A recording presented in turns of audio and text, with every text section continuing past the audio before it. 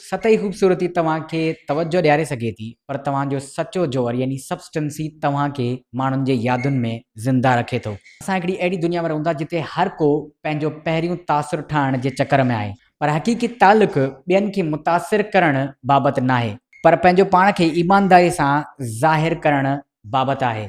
कोरेजोटिक views इंसानियत जो पैगाम, कोरेजोटिक व्यूज सच जो ऊंचाइयों नाम, कोरेजोटिक views for all of mankind, कोरेजोटिक views leave no one behind.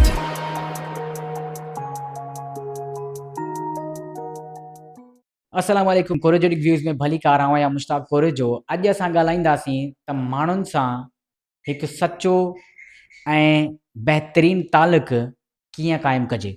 सतही तौर ते अगरि को फ़र्दु माण्हुनि सां जल्दी हलचलन ठाहे वठंदो आहे त उहो तमामु शानदार लॻंदो आहे, पर उहो रुॻो हिकु नेटवर्क आहे, ॻांढापो न। हिकु नंढड़ी मुदत लाइ तवजो हासिलु करण जो फ़न सुठो लॻंदो आहे, पर उहो असुलु तालुक़ नाहे हूंदो। अक्सर माण्हू हिकु ग़लति फ़हमीअ जो शिकार हूंदा आहिनि। उहे तालुक़ जोड़ण में अॻु भरा न आहिनि, उहे सिर्फ़ु नेटवर्किंग में होशियारु हूंदा आहिनि। तव्हांजा रूप, तव्हांजो हुलियो या तव्हांजी पहिरीं मुलाक़ात जो तासिरु उहे तइ नथा कनि त तव्हां तालुक़ निभाइण में केतिरा सुठा आहियो। उहा तव्हांजी अंदरूनी ख़ुसूसियत ऐं तव्हांजो किरदारु हूंदो आहे।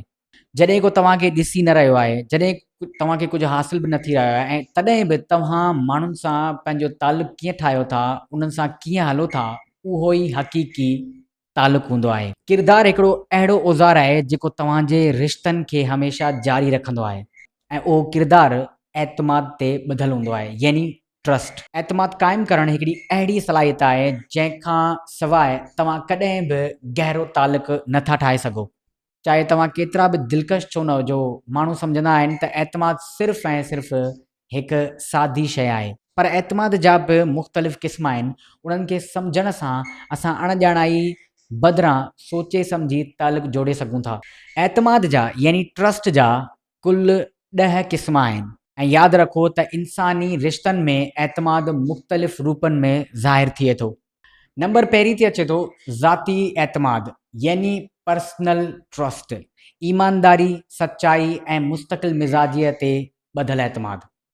नंबर ॿियो ख़ुदि एतमाद यानी पंहिंजे फ़ैसिलनि ते यकीन। जॾहिं तव्हां पाण ते यकीन रखो था त ॿिया बि तव्हां ते यकीन करणु शुरू करे ॾींदा आहिनि। नंबर टियों पेशावराना एतमाद यानी प्रोफेशनल ट्रस्ट, कमु मुकमल करणु, महारत ऐं वाइदे पूरे करण ते क़ाइमु एतमाद। नंबर चौथों समाजी एतमाद यानी सोशल ट्रस्ट, समाज जे माण्हुनि सां पुरअमन तरीक़े सां हलण जो जोड़जकी एतमाद। नंबर पंजों इदारती एतमाद यानी इंस्टीट्यूशनल ट्रस्ट, हुकूमत, इस्पतालुनि ऐं तइलीमी निज़ामनि ते भरवसो। नंबर छहों जज़्बाती एतमाद यानी इमोशनल ट्रस्ट, पंहिंजा अहसास ऐं राज़ महफ़ूज़ सम्झी शेयर करण जो अहसासु। नंबर सतों अकुलाई या दलील ते ॿधल एतमाद यानी जिन खे असां कॉग्निटिव ट्रस्ट बि चवंदा आहियूं, सबूत, महारत ऐं तजुर्बे खे ॾिसी करे पैदा थींदड़ एतमाद। नंबर अठों रूहानी एतमाद यानी स्पिरिचुअल ट्रस्ट, रब जी ज़ात ऐं काइनात जे आला हिकमत ते क़ाइमु यकीन। नंबर 9 माली एतमाद यानी फाइनेंशियल ट्रस्ट, पैसनि ऐं असासनि जी ईमानदाराना हिफ़ाज़त ते भरवसो।